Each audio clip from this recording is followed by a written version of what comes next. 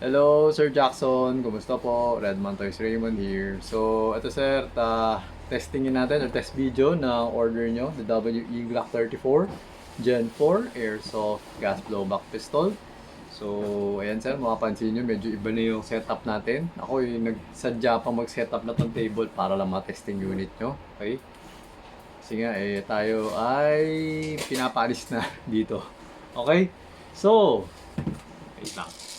So, ayan, unboxing and testing. Okay, so ayan yung inyong unit. Okay. Sir.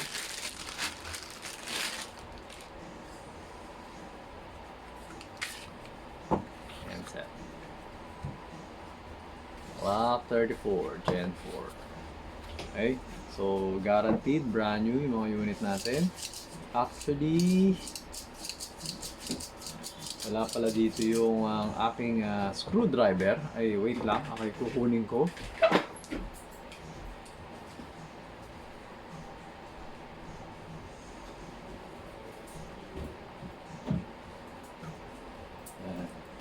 Mahigpitan natin ang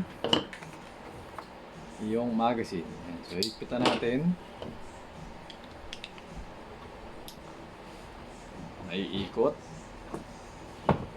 Sabihin, kulang sa higpit, mabilis kasing magkakasing auto pagka ginamit mo. So, kailangan saktong higpit lang, huwag sobra. Kasi pag sobra, masisira din. Parang masisira din siya kapag sobrang higpit. Kailangan yung saktong higpit lang. Okay? So, ayan.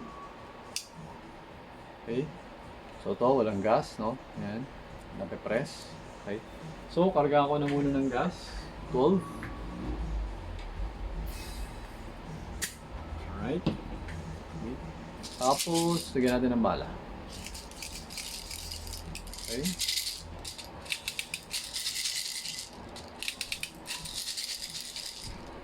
Ayan. So, 1, 2, 3, 4, 5, 6, 7, 8. Okay. Okay. So, ngayon, buksan natin ang ating chronograph. Chronograph na medyo malabo na. Okay.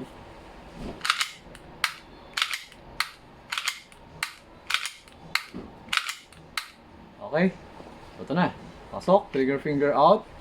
Always remember to keep your trigger finger out. Make sure that the muzzle is always pointed at a safe direction. Diba? Yun. Make sure na alam mo yung target mo before mo barilin. Okay? And what is beyond your target. Kasi mamaya, barilin mo yung box, tapos yung box mo manipis lang. Sa akin kasi maraming dyaryo sa loob. Tapos, actually sa likod niyan, may isa pang box na marami ring dyaryo. So, kahit naratrating ko na full auto na, ano yan, na M4 yan, walang malabo na may tumagos. Okay? So, ayan. Okay, so, firing. Para may tumalsik sa akin na, para may tumalsik na BB, kasi marami ng BB. 390.8. Hindi ko alam mo, kaya nakikita. Okay. 391.4. Okay.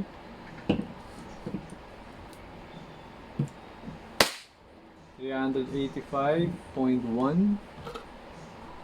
Okay, so okay naman siya. So, tuloy-tuloy ko na to. 379.3. 375.5. 368.6,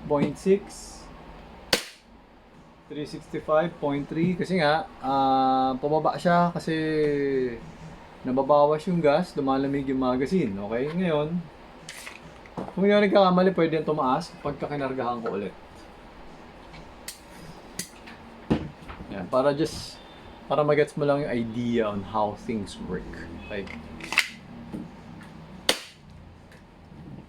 377. Okay, so from 363, naging 377 siya kasi dinagdagan ko ng bagong gas. Okay, so yun yung concept kaya ako, ko sinasabi, na saktong gas lang yung ilalagay nyo para dun sa bala. Para sa next reload nyo, pag nagkarga ulit kayo ng gas, malakas ulit yung piston nyo. Yung iba kasi, ginagawa nila, pinupuno nila ng gas yung magazine. Tapos, ginagawa nila, bala na lang sila ng bala kasi nga marami sobrang gas, di ba?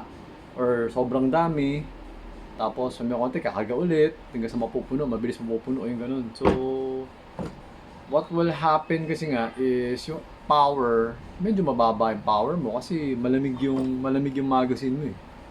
Kaya sa akin, parang hanggat maaari, always charge with fresh gas. Hindi rin naman magandang palabasin, kunyari may existing, tapos papalabasin mo. Kasi pag bigla mo pinalabas lahat ng gas dyan, para kasi nga, baka isipin, papalabasin ko yung luma, tapos pagkakarga akong bago. Hindi rin pwede kasi pag pinalabas mo yan, biglang lalamig yung mag.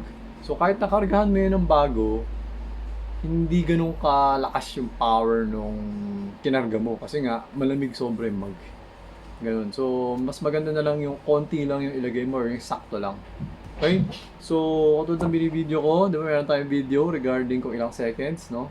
So, pwede mong experiment, charge mo 1 second, testingin mo kung ilang bala yung kaya mong ubusin dun sa 1 second na charge ng gas. Para magka-idea ka kung ilang second na charge yung kailangan mo para maubos mo yung bala na nilalagay mo. Okay? So, tatandaan mo rin, ako, tinuturo ko 17 lang ilalagay mo. Pwede siguro 18. So, nasa ano siya, ang gawin mo is 15 or 17 or 18. Parang ganon. Sa competition kasi, ang mga Glock, or ang tunay pala, sa tunay, ang Glock is 17 rounds, no? Pero sa competition kasi, if you're going to use Glock 34, mapupunta ka sa standard division. And sa standard division kasi, pwedeng 18 rounds. 18 yung bala mo. Okay? So, ganun siya. Okay. So, ayan sir, nag-open chamber naman. Kita mo naman, wala nang bala. No? So, katulad ng sinasabi ko, ang mga Glock 34, extended yung slide stop niya. Ayan. Makapansin mo. Ang 17 kasi, pantay lang. Ang Glock 34 para may nakusli. So, mas mabilis siyang ganunin, di ba? Pero, huwag mo siyang gaganunin. Parati ko tinuturo, you pull back. Okay? Kasi nga, yung kanal, mauupod kasi yan eh, pagka ginaganon mo. Kasi bakal to. Pero hindi sila steel. So, ito kasi malambot na bakal lang to. Kakayurin na to, ito. Mas matigas to eh, kung hindi ko nagkakamali eh. Ito yata kasi steel yata kasi to eh. Kung hindi ko nagkakamali ah. So kakayurin na to. Darating yung time, ato, magiging, imbis na nakaganon, magiging ganon na siya. Kasi nga nakayod na siya. So, meron namang remedyo doon. Yun nga, kikikilin mo siya, di ba na ganon. So, gagawin mo, kikikilin mo to para maging ganon. So, babawasan mo tong part na to. Ayan, parang ganyan. Babawasan mo. So, pero pag maigat ka, yun nga, pag nag-open chamber, imbis na gaganunin mo dito, yung, di ba, iba ginaganon. Maporma, di ba? Hilahin mo na lang. Maalagaan yung unit mo, mas matagal siya masira. Mas matagal ka magkakaproblema. So, basta ganun. Panoorin mo yung mga vlogs natin na tinuturo ko dun. Mga, legit. Okay? Kumbaga kung ano tinuturo ko, yun yung mga best practices, something like that. Saka yun din yung actually ginagawa ko. So, pero, syempre, ikaw, discartehan mo din kung paano mo gagawin. Kung ano yung gusto mong style. Okay? So, ayun sir, okay na tong unit nyo. Ipapako na siya kasama ng ibang yung 3 gas, 1 kilong 0.20 grams na BB, saka yung gun case. Tapos, papadala ko na sa inyo. Okay? So, ayun sir. Thank you for your order. Until next transaction po, always remember to stay safe, stay great, be good, and be thankful always. God bless po sir. Bye-bye.